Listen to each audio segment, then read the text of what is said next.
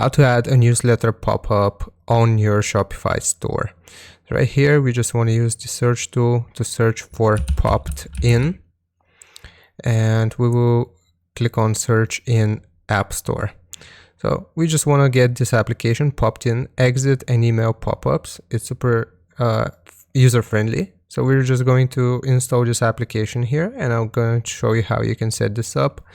So, just simply click on install here, and it will ask us to create an account. So just either log in with a Google account or use your email address. As you can see, I have used my email address, and it will automatically take us to a pop-in. So we can do embedded form or pop-up. I'm going to do pop-up for the sake of this tutorial. And you will be able to see grow email list. So we want to select this and just choose the template which you like the most. And that fits the best with your website. So I'm going to do this one, and we are going to click on customize. It will ask us for a name. So I'm just going to do email here, and we can select the store and the status on or off. And I'm going to click on customize popped in. So it's going to look like this. You can customize this to your liking. Like I said, you can just type out subscribe to us,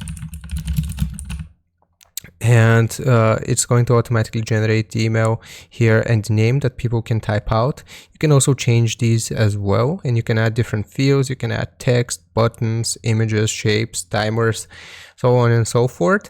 But I will just leave this as an example. You can customize this to your liking, like I said, and you will even have the mobile view here. But basically, after you have set this up, the design, we will click on next. And here's where we actually set up the display rules. So this can pop up on our page after 5 seconds. We can change this to pop up after 10 seconds. And we can also select which page we want this to appear on.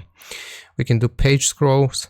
We can do page count, click counts. Basically, you set up the rules here. And after you are done with this, we will click on publish, and this will automatically publish this on our Shopify web store. So I hope this helps you out. Leave a like and sub, and I'll see you next time.